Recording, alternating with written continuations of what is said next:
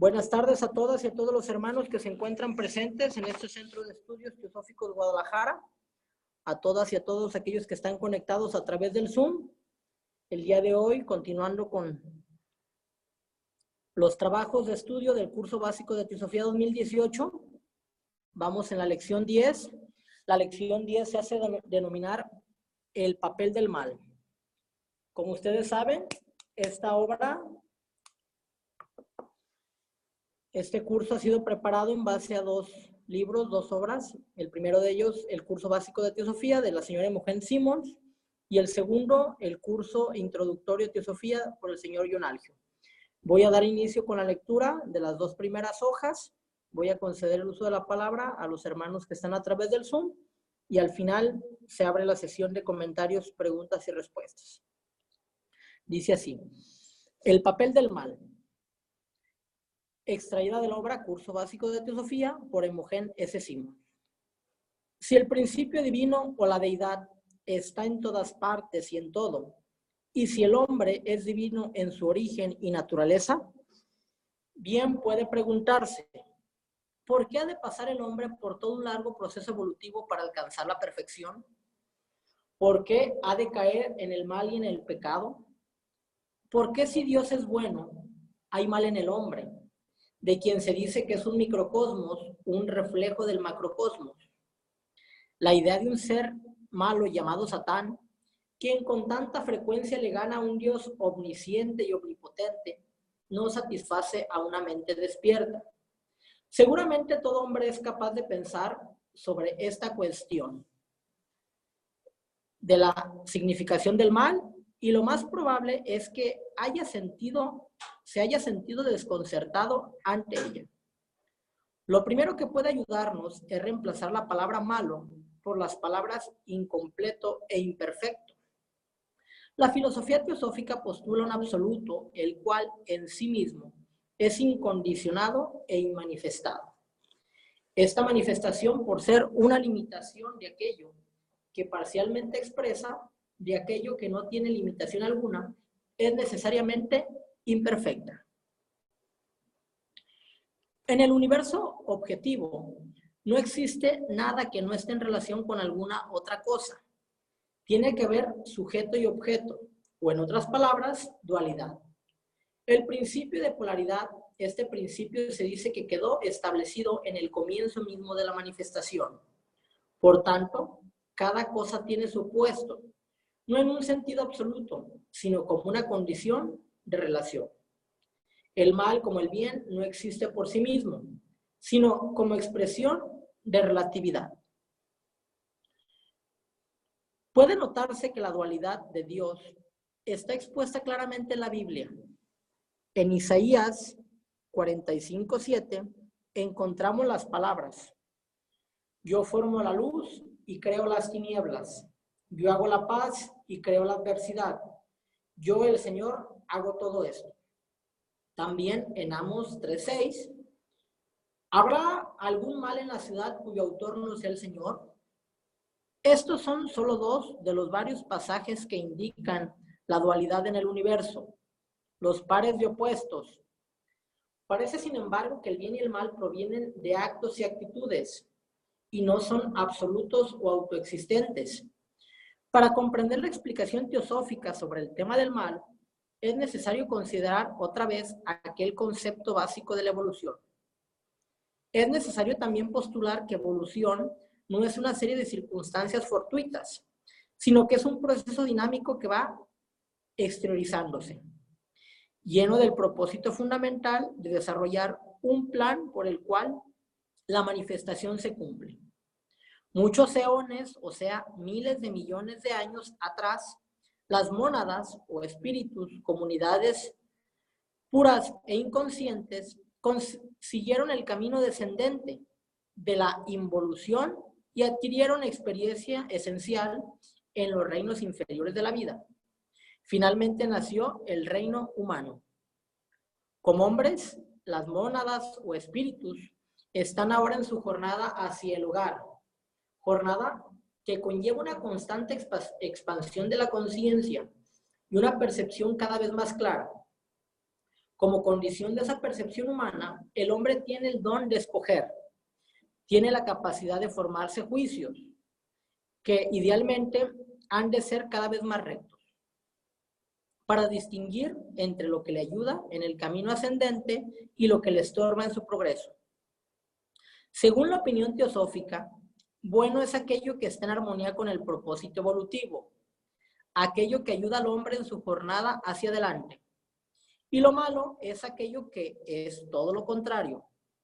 Así que malo es el mal uso que uno haga de sus facultades, de sus inteligencias, de los poderes divinos inherentes en el hombre. Ok, vamos a concederte la palabra, mi hermano Gabriel, para que nos ayudes con las siguientes 2 hojas, por favor. Adelante, Gabriel. Claro que sí. El mal, en Carta de los Maestros encontramos esta declaración. El mal, lo mismo que el bien, es una causa independiente en la naturaleza. La naturaleza no tiene bondad ni malicia, tan solo obedece a leyes inmutables. El mal verdadero proviene de la inteligencia humana y su origen depende enteramente del hombre racional que se divorcia de la naturaleza. El mal es la exageración del bien, la progenie del egoísmo y codicia humanos. La lógica de esta última frase es evidente y respalda la teoría psicológica moderna de que cualquier cosa que se acentúe suficientemente se convierte en un opuesto. Alimentarse, por ejemplo, es esencial para nuestro bienestar físico, pero abusar del alimento es glotonería. La religión, en el significado auténtico del vocablo y no en el sentido de dogma, es esencial para nuestro bienestar espiritual, pero llevada hasta la exageración, se convierte en fanatismo e intolerancia.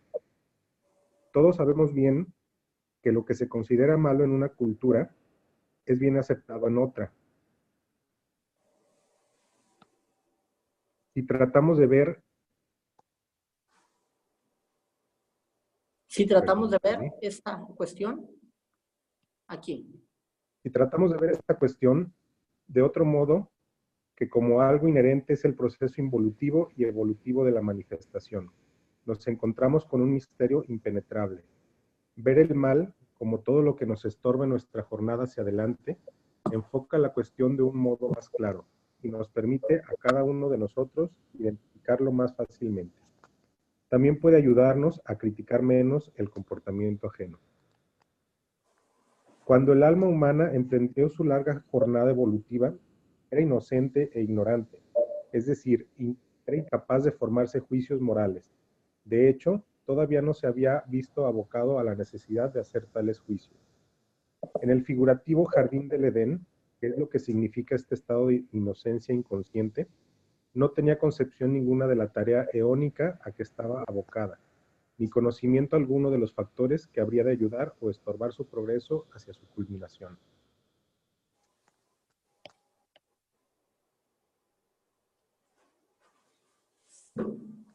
Pero una vez que hubo comido del fruto del árbol del conocimiento del bien y del mal, de comillas, vio que estaba desnudo, lo cual simboliza mitológicamente el nacimiento de la conciencia propia y el despertar de la percepción de las dualidades entre las cuales tendría que escoger desde entonces. Quedó sin el escudo de la ignorancia y la inocencia. Este fue un paso necesario e inevitable. Fue arrastrado al mundo de la experiencia autoconsciente, donde habría de trabajar y aprender a través del sufrimiento. Abandonó para siempre el paraíso de la felicidad inconsciente. El conocimiento del árbol de vida, la liberación de las rondas de nacimientos y muertes, le esperan ahora en el futuro. Habrá de encontrarlos en un nuevo Edén, un lugar de felicidad consciente, un paraíso conquistado.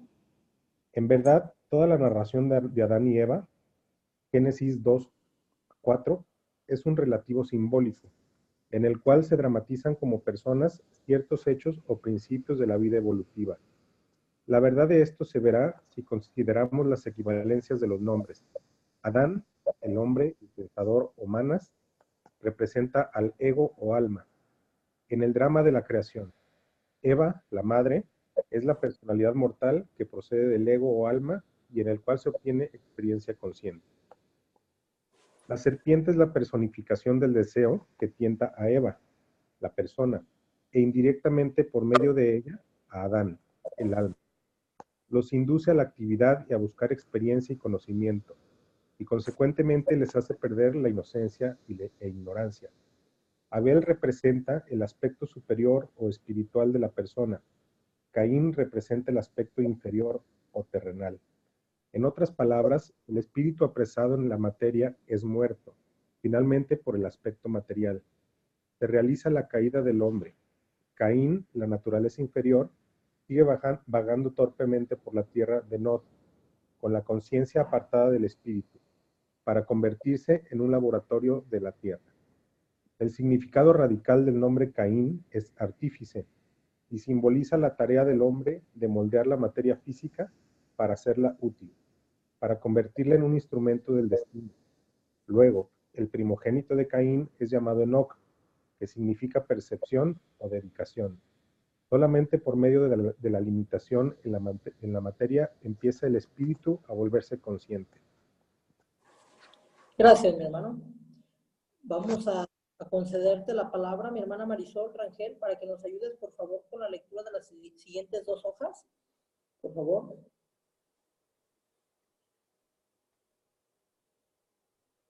Adelante. ¿Nos escuchas, Marisol? Ok. Adelante, Marisol. Ok. El hijo de Enoc es Irad, vigilante, con la conciencia que viene de la experiencia. Nace la habilidad de estar en guardia contra la debilidad moral. El resultado está simbolizado en el nombre del hijo de Irad, Meujael, el disciplinado o golpeado por Dios. Y el hijo este es Metusael, que traduce hombre de Dios, y el hijo de Metusael es Lamec, que simboliza fuerte o poderoso. Así vemos el significado alegórico del mito del Génesis. Experiencia y conciencia producen vigilancia. Vigilancia produce disciplina propia, y la disciplina produce el nombre de Dios, que es la fuente del poder. ¿No es este un relato exacto de la evolución del alma? El pecado original es simplemente la ignorancia. La meta y la victoria son el retorno a la naturaleza divina innata, a la fuente de todo poder. Cuando empezamos a comprender el significado real de la evolución, el bien y el mal se hacen menos misteriosos. Bueno es todo lo que funciona en armonía con la gran ley. Malo es todo lo que va en contra de ella. En las primeras etapas de la evolución humana, permanece fuerte en el hombre la gratificación de los deseos, como herencia del reino animal, reforzada por la astucia de la mente. Al encontrar que la gratificación de los deseos inferiores no le produce satisfacción permanente, el hombre aprende gradualmente a superarlos más bien que gratificarlos, o a transmutarlos en forma más y más elevadas, hasta que al fin la sed por la realidad espiritual se hace imperiosa.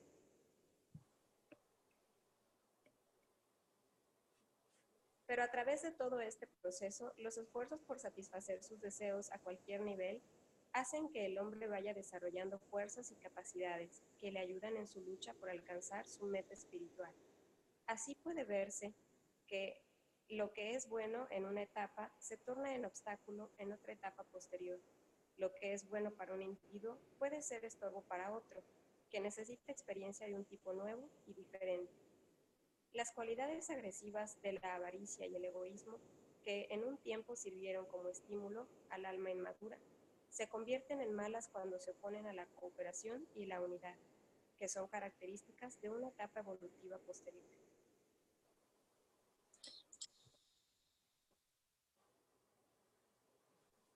El egoísmo se ha comparado con el andamiaje necesario durante la construcción de un edificio, pero que una vez terminado este, se convierte en un estorbo para usarlo. Puede comprenderse que lo que llamamos mal tiene un papel. ¿Podríamos desarrollar valor si no hubiera algo más que temer? Se adquiere fuerza física usando los músculos del cuerpo contra algo que les presenta resistencia. De modo similar se fortalece la fibra moral superando el mal. Por tanto, reconocer el papel del mal es importantísimo. La experiencia nos va enseñando que el dolor viene cuando obramos mal, y de este modo adquirimos la importante virtud del discernimiento. Aprendemos que lo que es bueno en dosis pequeñas se vuelve malo en dosis mayores. El mal es la exageración del bien. Así adquirimos templanza en la acción y en la satisfacción de nuestros deseos, aún en aquellos que son básicamente buenos, a menos que se vuelvan más fuertes que nuestro discernimiento.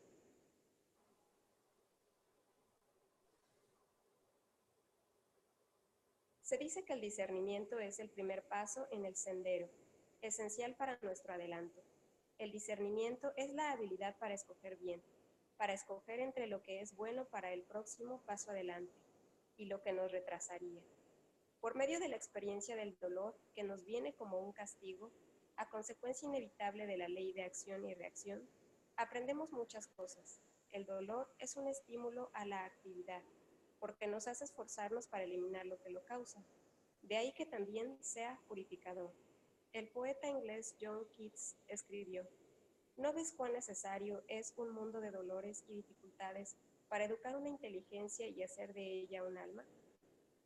Tal vez la ganancia más importante de esta lección del dolor viene cuando nos percatamos de que luchar no es cosa que debe evitarse, sino reconocerla como raíz misma de la existencia, el mundo que está evolucionando. En todos nosotros se encuentran en cierta medida mezquindad, orgullo, agresividad, desdén, intolerancia, egoísmo, pero también generosidad, humildad, gentileza, tolerancia, desinterés. Muchas gracias, mi hermana. Vamos a concederte la palabra aquí en el Centro de Estudios, mi hermano Gabino Berumen, para que nos puedas ayudar, por favor, con las siguientes dos palabras. Con mucho gusto. Puesto que siempre hay un impulso íntimo a identificarnos con nuestro centro divino, el conflicto interno no termina y es esencial que dure mientras seamos. Sri Aurobindo escribió: crear con la materia un templo a la divinidad parece ser la tarea impuesta al espíritu que nace en el universo material. Una vez que descubrimos nuestra verdadera naturaleza interna, el mal queda colocado en su sitio. Al observar el mundo contemporáneo, pueden preocuparnos los signos evidentes del mal, pues estamos viendo en gran escala la lucha que se presenta como una terrible revolución mundial. La sociedad sufre al sentir profundamente su propia inseguridad, al observar las fuerzas explosivas del mal en acción. Pero, ¿no será esto una señal de que hemos proscrito la vida espiritual, que es nuestra mejor herencia? Tagore, el sabio poeta indio, escribió: sabemos que los males son como meteoros, fragmentos errantes de vida que necesitan ser atraídos por algún gran ideal para ser asimilados con lo sano de la creación. Cuando miramos el cielo por la noche, no vemos cuán innumerables son las estrellas y planetas que se mantienen gobernados ordenadamente por leyes naturales. Ya nos damos cuenta de cuán pocos son los meteoros que parecen separarse para seguir un curso loco diferente. Sin embargo, hasta estos meteoros acaban por ser atraídos dentro de la órbita natural de algún planeta obediente a la ley, y allí desaparecen asimilados. Puesto que reconocemos que en realidad somos ciudadanos del universo, obedientes a sus leyes, podemos tratar a nuestros propios males como a meteoros, como a pasajeros temporales, y mantenernos serenamente confiados en la bondad natural del alma que sabe manejar esos males. El poder del alma dentro de nosotros es como una marea que puede causar una gran inundación o que puede contenerse por medio de una barrera que levantamos y que solo nosotros podemos derribar. Esta es la libertad que estamos buscando realmente y que todo ser humano busca, a sabiendas o no. Basados en esta premisa fundamental de la teosofía, llamamos al mal ausencia de bien. La Vendata afirma: no penséis que bien y mal son dos cosas, dos esencias separadas, pues son una misma y única cosa, que aparece en grados diferentes, en grados y disfraces diferentes, y que produce sentimientos diferentes en una misma mente. Esto nos lleva a creer, por tanto, que todo deseo, aún en la peor de las vidas, es susceptible de convertirse en un bien. Por ello, la teosofía no hace énfasis de manera puritana en la vileza del pecador, sino en la potencialidad del santo que hay en cada pecador. Sugiere que en vez de gastar el tiempo mirando lo peor de nuestra naturaleza o tratando de ocultarlo a nuestra visión, debemos tratar de elevar nuestra conciencia a un nivel donde nuestra verdadera naturaleza puede expresarse. En un mundo en que la lucha es inevitable, es posible vivir con una convicción interna que arroja luz en los rincones lóbregos y trae gozo a nuestras vidas entristecidas. La paz viene cuando aceptamos la naturaleza del mundo y la naturaleza de la lucha con un sentido de desapego inegoísta, buscando amor para ganar la victoria, no para nosotros como individuos, sino para toda la humanidad. Cada hombre tiene sus propias victorias que ganar, su propia ignorancia que disipar, su propia vislumbre de luz como recompensa por perseverar en la acción recta, hasta que la batalla entre el bien y el mal quede resuelta. Pues a medida que ganamos pequeñas batallas, la rivalidad se torna en cooperación, la avaricia en amor, y aquello que una vez consideramos bueno y que ahora es malo, se transmuta en el bien presente como una ayuda para seguir creciendo. En conclusión, sería bueno repetir las palabras de Jesús en el Sermón del Monte. ¿Por qué ves la paja en el ojo de tu hermano y no adviertes la viga en el tuyo? Lucas 6:41. Muchas gracias, mi hermano Gavino. Con estas palabras terminamos la primera parte del estudio del tópico que nos ocupa el día de hoy. Vamos a pasar a la segunda parte. Esta segunda parte es la opinión del señor Ionalgio de su libro Curso Introductorio de Teosofía. Él toma este curso básico de teosofía de la señora Simmons y él lo actualiza, lo moderniza, le da su toque, le da su perspectiva. Sin embargo, él a este tema le llama la cuestión del mal. La señora Simmons le llama el papel del mal y el señor Ionalgio le denomina la cuestión del mal. Voy a dar inicio con esta segunda parte de nuestros trabajos y dice así. Como usamos nuestro pensamiento, hace surgir la pregunta de ¿para qué lo usamos? Si para ayudar a los demás y a nosotros mismos o para otros propósitos.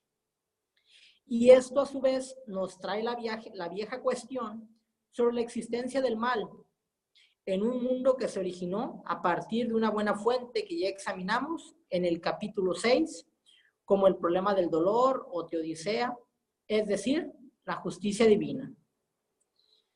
El problema expresado en términos de la tradición occidental es este. En el capítulo 6, recuerdan, vimos lo relativo al karma, por eso él se refiere al capítulo 6.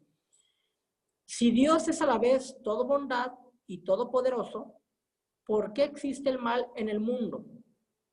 Opuesto en un lenguaje más teosófico, si el principio primordial divino está en todas partes y en todas las cosas, y si todo en el universo tiene su origen y naturaleza en este, ¿por qué debemos pasar por un largo proceso de evolución para alcanzar la perfección? ¿Por qué deberíamos experimentar limitaciones, dolor y males? ¿Por qué le suceden cosas malas a las buenas personas si se dice que cada uno de nosotros somos un microcosmos o un mundo en miniatura? Un reflejo del perfecto macrocosmos o gran mundo. Seguramente cada uno, en alguna medida, ha reflexionado sobre la cuestión del significado del mal y la razón del dolor. Las religiones y filosofías han tratado el tema de diversas maneras. Algunas han postulado la existencia de una fuerza maligna absoluta, entre paréntesis, el demonio, igual a Dios.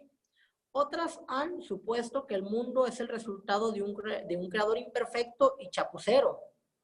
Y otras han negado que el mal exista verdaderamente. El enfoque teosófico a esta cuestión es bastante distinto. La fundadora, Elena Petrovna Blavatsky, dijo que teníamos que mantener en mente dos verdades. Primero, lo que llamamos malo, el dolor, el sufrimiento, el perjuicio, el egoísmo, la explotación, sí existe. Nadie puede negarlo. Pero ella también dijo que nada ni nadie es inherentemente malvado. No hay mal absoluto, sino mal relativo en el mundo. Un ejemplo puede ayudar. El egoísmo existe. A veces las personas actúan en lo que ellas consideran que es su propio interés, sin considerar el bienestar de nadie más. Eso es egoísmo. ¿El egoísmo es bueno o malo? La respuesta es, depende. Consideremos un niño. Un niño es egoísta. Demanda ser alimentado cuando está hambriento, sin importarle la comodidad o conveniencia de sus padres, sea que ellos estén durmiendo, cansados, ocupados o enfermos. ¿Es malo el egoísmo en el niño? Claro que no.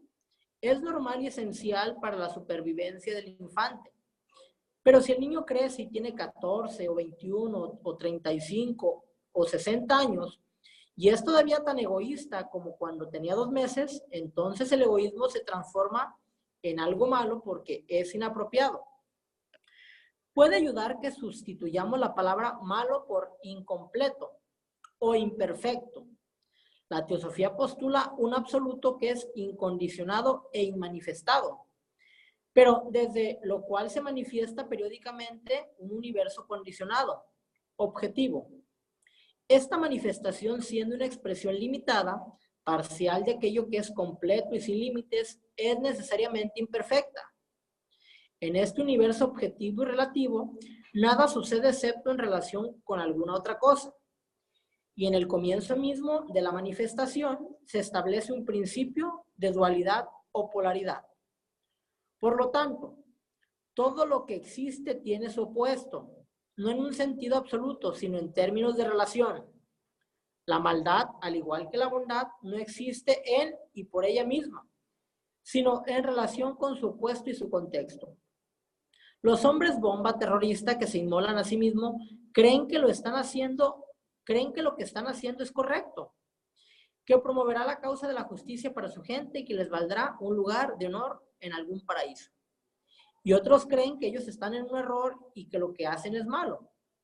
Esta diferencia de creencia significa que no hay modo de distinguir el bien del mal. No, en absoluto. El bien es relativo a la evolución y la evolución tiene dos grandes fases. En la primera fase el universo se mueve hacia una materialidad, inconsciencia y separación constantemente crecientes. Te vamos a conceder la palabra a mi hermano Gabriel de Robles para que nos puedas apoyar con las siguientes 2 hojas, por favor. Claro que sí. Durante esa fase, todo lo que promueve dicho movimiento es bueno, pero esa primera fase es seguida por una segunda, que es en la que estamos involucrados en este momento, en la cual el movimiento se ha revertido, en nuestra etapa de evolución. Lo bueno es aquello que está acorde con una progresión desde la materialidad, la inconsciencia y la separación, hacia la espiritualidad, la conciencia y la unidad. Desde el egoísmo, ignorancia, coerción y discordia, hacia el altruismo, conocimiento, libertad y armonía. Los hombres bombas suicidas están equivocados acerca de lo que es correcto. Su error no altera qué es lo bueno o cuál es el curso de la evolución.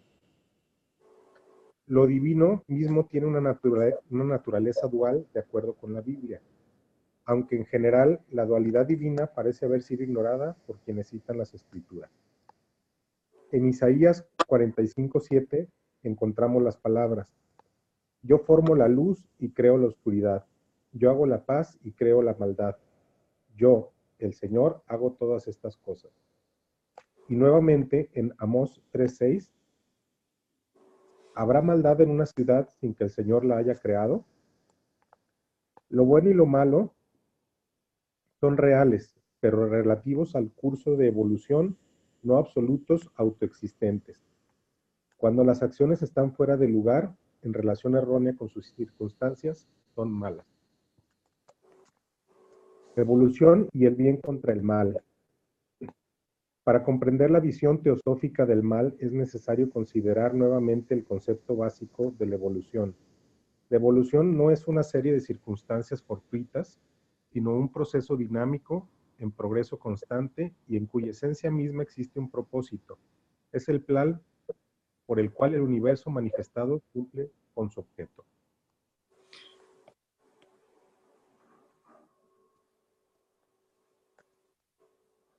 Eones atrás, las unidades espirituales, que se convertirían en mónadas, siguieron el camino descendente de involución, adquiriendo experiencia esencial en los reinos de vida inferiores, para finalmente alcanzar el reino humano. Las mónadas entonces comenzaron su viaje de regreso a casa, un viaje que produce una conciencia en expansión constante y una creciente capacidad de percepción. Como resultado de la conciencia humana, los hombres tienen el peligroso don de la elección. Tenemos la habilidad de formar juicios, de distinguir entre aquello que nos ayuda en el sendero de ascenso y aquello que nos impide progresar. Lo bueno es todo aquello que está en armonía con el propósito evolutivo, ayudando a avanzar en el peregrinaje. Y lo malo es cualquier cosa que trabaja en contra de esto. Así, el mal es el uso erróneo de nuestras facultades, de la inteligencia y los poderes divinos inherentes en el ser humano. En las cartas de los Mahatmas, A.P. Sinet, número 88, encontramos la siguiente declaración. No más que el bien es el mal, entre paréntesis, una causa independiente en la naturaleza. La naturaleza está desprovista de bondad o malicia. Ella solo sigue leyes inmutables. El verdadero mal proviene de la inteligencia humana y su origen recae completamente en el hombre razonador que se disocia de la naturaleza. El corresponsal agrega, el mal es la exageración del bien, la progenie del egoísmo y la ambición humana.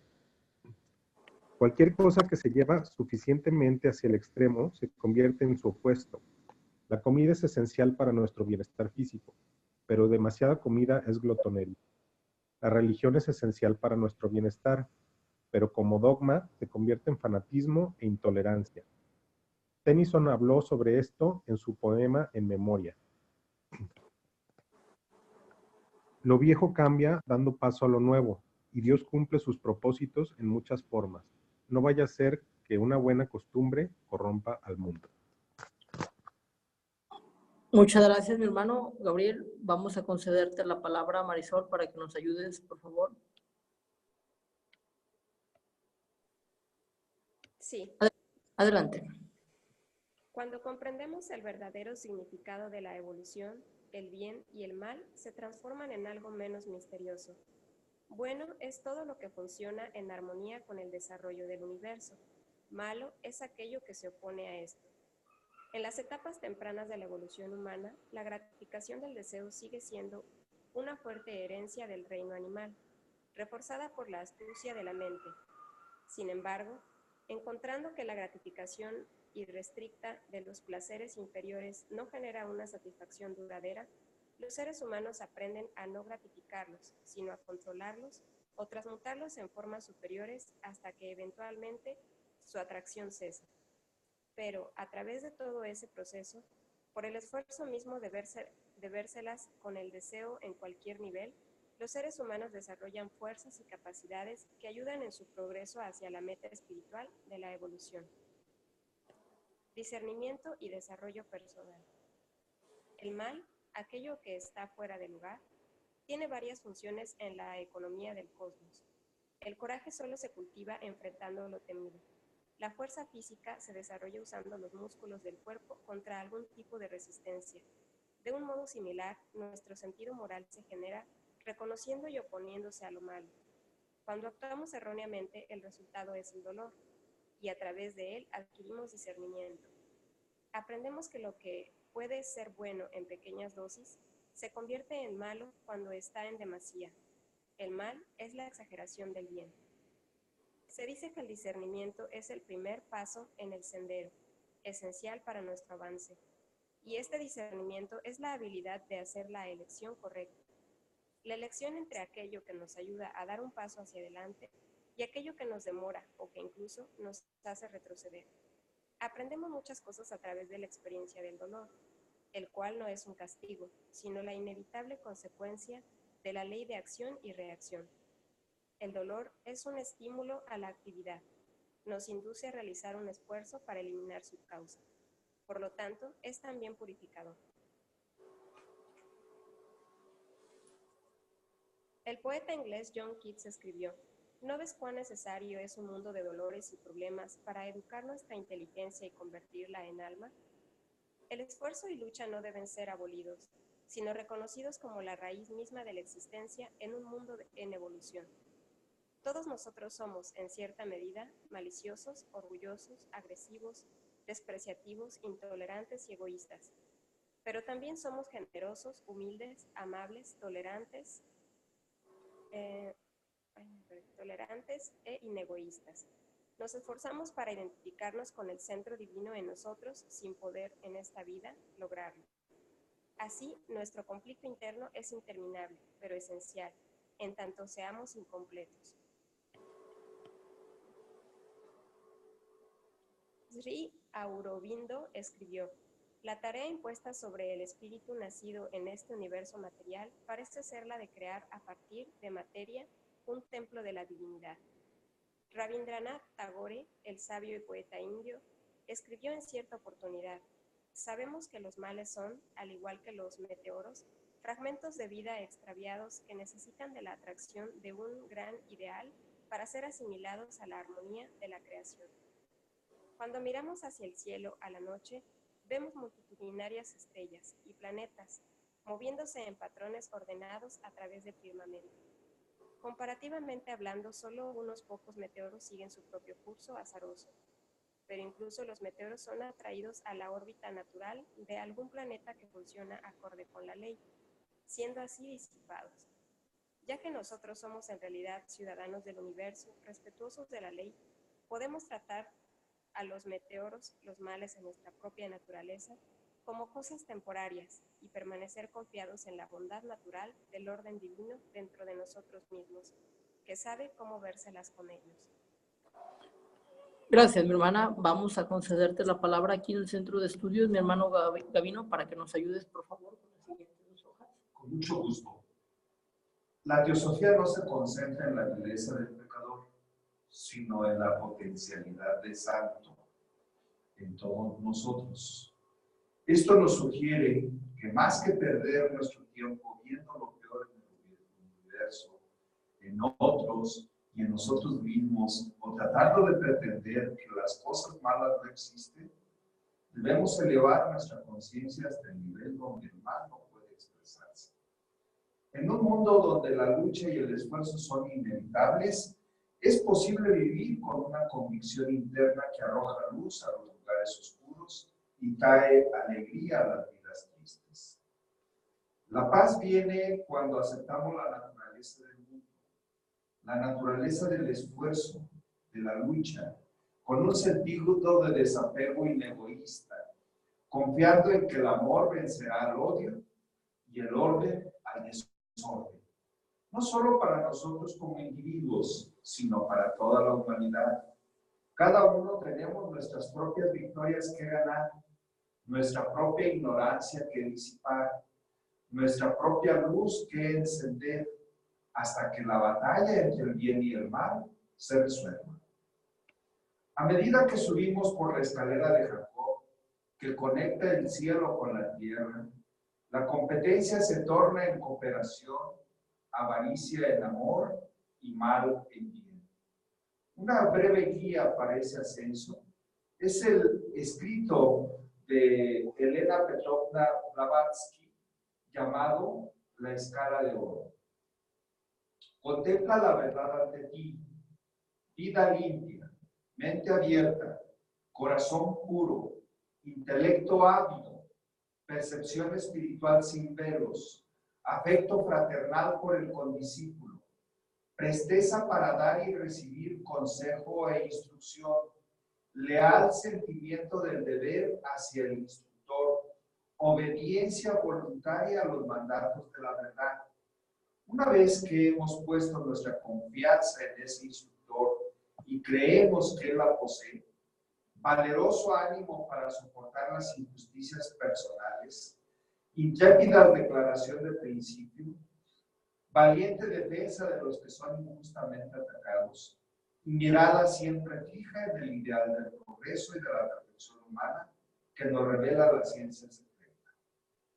Gupta Vidya, tal es la escala de oro por cuyos peldaños el estudiante puede ascender para llegar al templo de la sabiduría divina. Ok, muchas gracias, mi hermano. Con estas palabras de Elena Blavatsky, esta cita, esta reflexión es muy famosa dentro de los ámbitos teosóficos. La llamada escala de oro nos da precisamente esas instrucciones que aquel sincero buscador de la verdad, de la sabiduría divina, habrá de recorrer o habremos de recorrer. Todas las adversidades que consideramos muchas veces como malos, pero sin embargo tienen el propósito de fortalecernos, de poner en algo patente que somos dioses latentes, que todas las adversidades que relativamente surjan en el mundo y en nuestras vidas cotidianas, pues fueron diseñadas para el Creador para fortalecernos, para ir nosotros desarrollando esos músculos espirituales, esa fortaleza interna, esa sabiduría, esa inteligencia. Sin esta resistencia, sin esta oposición, sin estas adversidades, pues, como ya lo leímos aquí, el músculo que no se ejercita se atrofia. Y los sentidos internos, los sentidos y los poderes latentes que están dentro de nosotros, si no los ejercitamos, pues se atrofian. Entonces, no basta con tener los poderes latentes, no basta con tener las facultades, no basta con tener los vehículos, los cuerpos, sino basta con ejercitarlos. ¿Y cómo se ejercitan? Pues a través del esfuerzo. Un ejemplo de ello, pues, es un deporte. El deportista sufre un desgaste, sufre un esfuerzo, dolor, lesiones, pero a fin de cuentas todo es encaminado a una meta. Llegar a un objetivo, anotar un gol, encestar la canasta, recorrer la alberca, depende de la disciplina, todos persiguen una meta. Entonces, igual el individuo en cualquier profesión, llámese un arquitecto, llámese un abogado, llámese un médico, estamos expuestos a retos, estamos expuestos a adversidades. Cualquier profesión, cualquier oficio, cualquier disciplina exige un esfuerzo, incluso estudiar teosofía. Muchas personas se inscriben en nuestros cursos, sin embargo, pues la pereza, la desidia, la indiferencia, la autocomiseración y todas esas cuestiones son los obstáculos que los impiden culminar con esos estudios. Así como una escuela, muchos se inscriben y pocos son los que terminan. De igual forma la vida y de igual forma sucede con el cosmos. Son pocos los que desarrollan esa voluntad, son pocos los que se dominan a sí mismos, son pocos los que logran llegar a la meta. La mayor parte en el camino pues se quedan estacionados, desisten, buscan algún pretexto, deciden renunciar a esos sueños. Y pues bueno, aquí es donde vemos precisamente en esta lección que esta eterna dualidad que ya hablaba Hermes Trismegisto, que es la segunda ley de hermética, la ley de polaridad. Él dice que la primera es el mentalismo, la segunda, es la vibración, y la tercera es la polaridad. Esta tercera ley del cosmos se expresa precisamente en eso, ¿no? Todo es blanco, todo es negro, todo es material, todo es espiritual. Este par de opuestos es parte de lo mismo. Vamos a conceder el uso de la palabra, mis hermanos, para aquellos que quieran hacer alguna opinión, tengan alguna duda. Se concede el uso de la palabra en el Zoom. Hay una opción de levantar la mano, pueden usar el chat para efecto de que se les conceda la palabra. Adelante. Adelante, Marisol.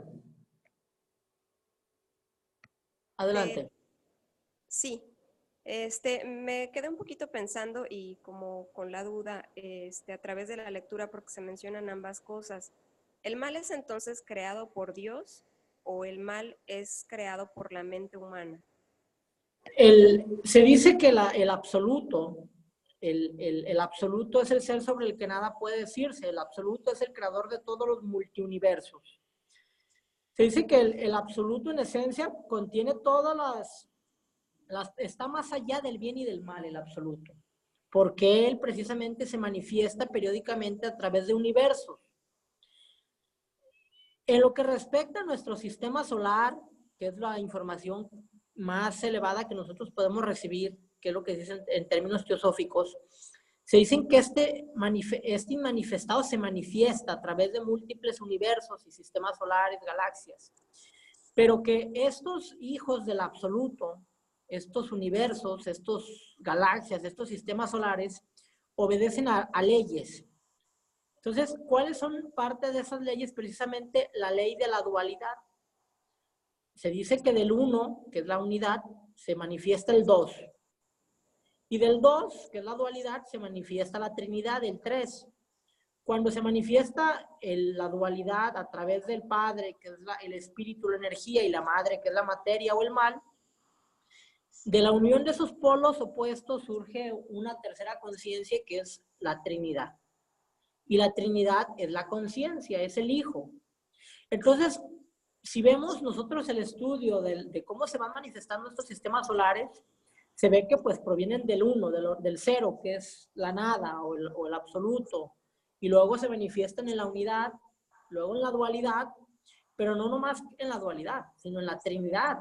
Y si tú vas progresivamente el estudio de los números, el 5, el 7, o sea, todo esto vas viendo que a fin de cuentas los números parten de lo mismo, ¿no? Del 0, del 1, o sea, esa progresión de números, esa progresión secuencial de patrones arquetípicos en formas y en seres, provienen de lo mismo, del 1, de la unidad.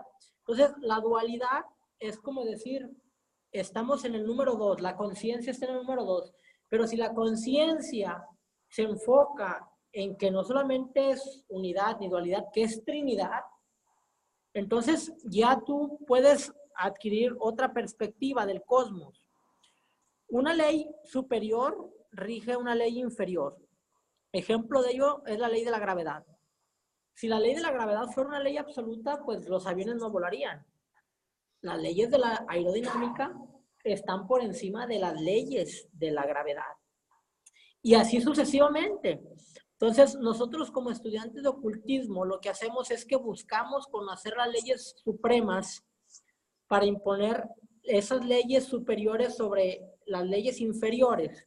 ¿Cuáles son las leyes inferiores? Si tú conoces la ley precisamente de causa y efecto, que toda causa tiene un efecto, bueno, cuando tú cometas un acto indebido, pues bueno, ¿qué te corresponde? Pues hacer 7 actos positivos para contrarrestar. Si tú sabes que ofendiste a alguien, bueno, pues pídele perdón. O sea, decía un maestro, la verdadera gravedad de una falta no es el caer, sino el permanecer caídos. No estamos exentos de equivocarnos ni de caer en el mal. No somos infalibles, no somos perfectos. Incluso se dice que ni el sistema solar es perfecto, se está perfeccionando el logos. Entonces, tenemos una indebida concepción acerca del mal. Alguien tiene que hacer ese trabajo sucio, alguien tiene que representar ese papel. Sin embargo, el creador, Dios, está más allá del bien y del mal. Entonces, el bien y el mal, como dice Hermes, los extremos se tocan. El día y la noche es parte de lo mismo, lo frío y lo caliente, lo alto y lo bajo, lo bueno y lo malo, el miedo y la valentía, el amor y el egoísmo, es lo mismo pero en diferente grado.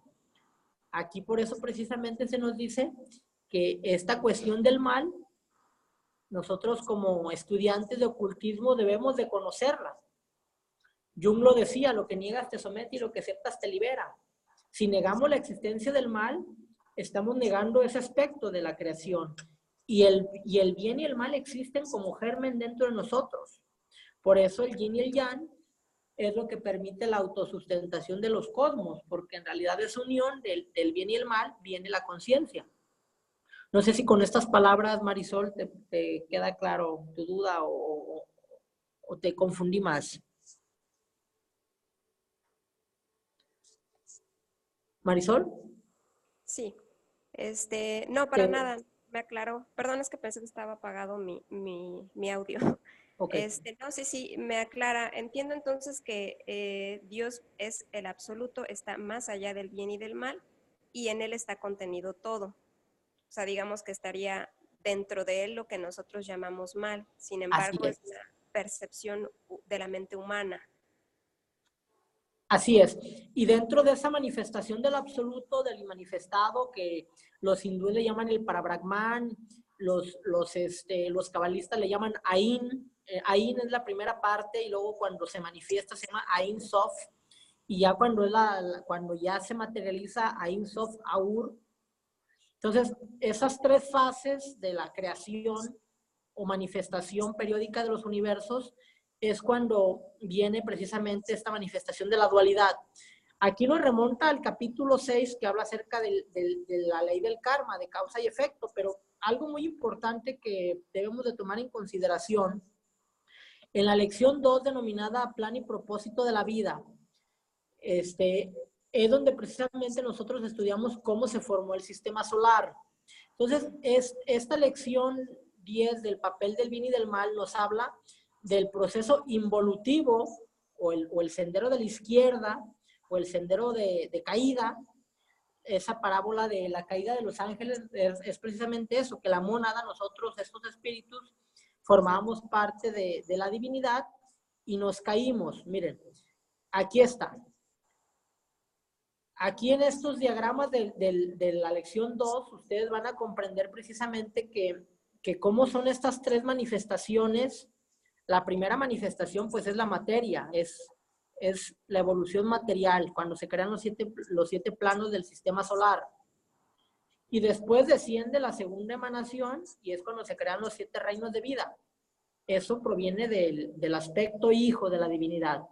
Y en la tercera emanación es cuando se crean los 7 planos, ya cuando están creados los 7 reinos, vienen las mónadas, vienen los espíritus, a través de 7 tipos de rayos o 7 tipos tipos de espíritus, a encarnar, a tomar posesión de estos planos y de esos reinos. Esto, pues, obvio, es secuencial y es sucesivo, no es de que, ya la primera manifestación se dio, no, es secuencial, o sea, sigue patrones, como dijimos.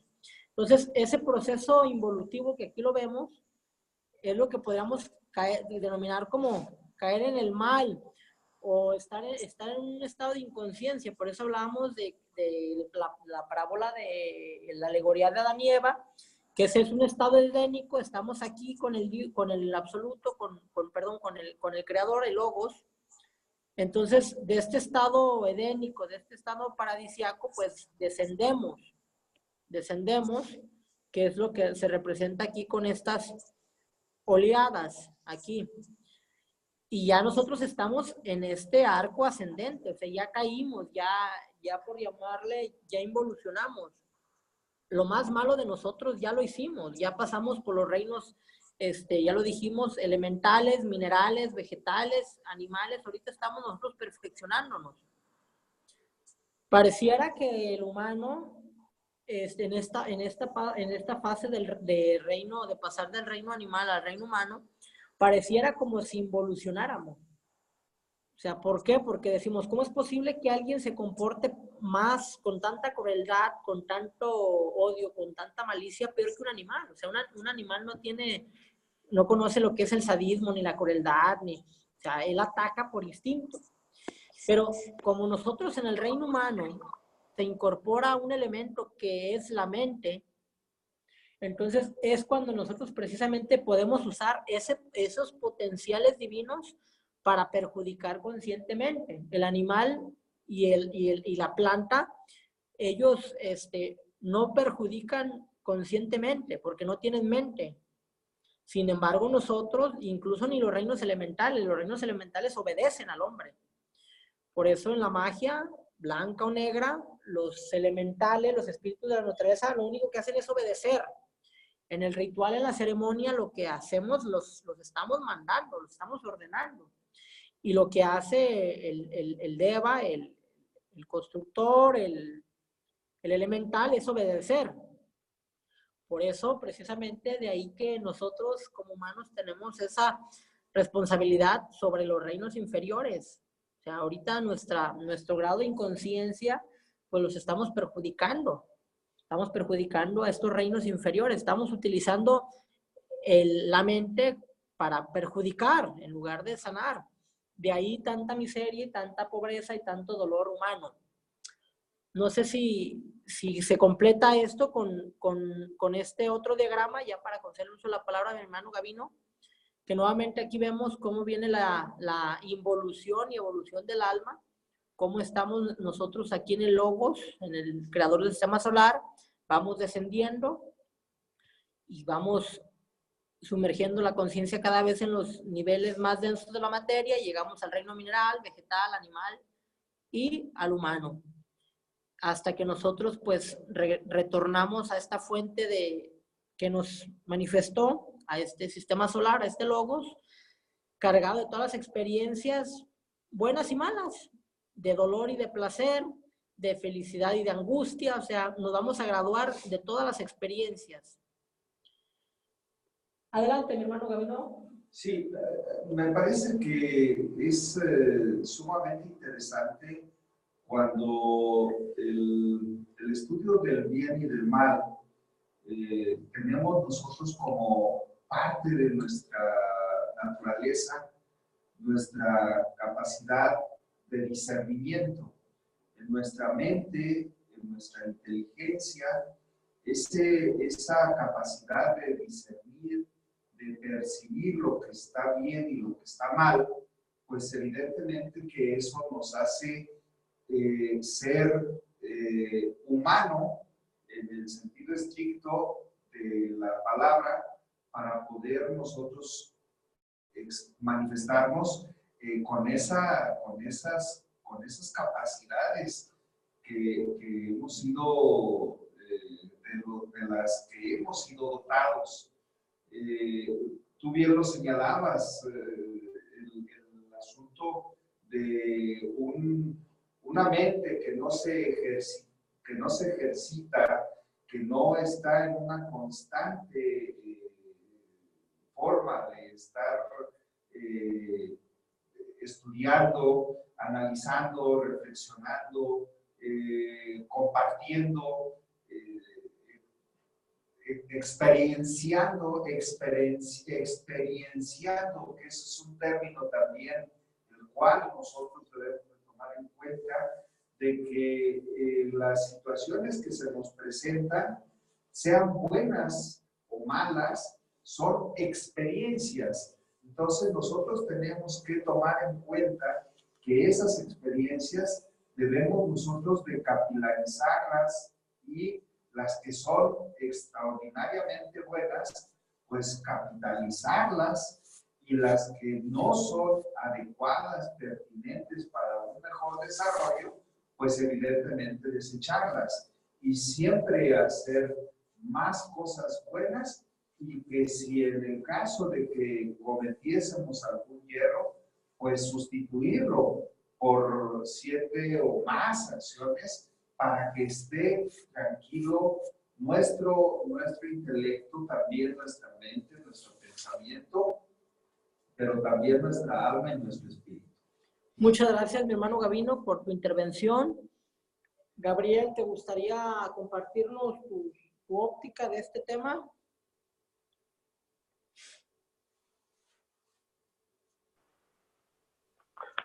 No, todo bien. Me gustó mucho tu explicación, Omar, el complemento de Gavino. Excelente sesión, como siempre. Gracias, mis hermanos. Gracias. Tú, Marisol, ¿algo más que te gustaría agregar?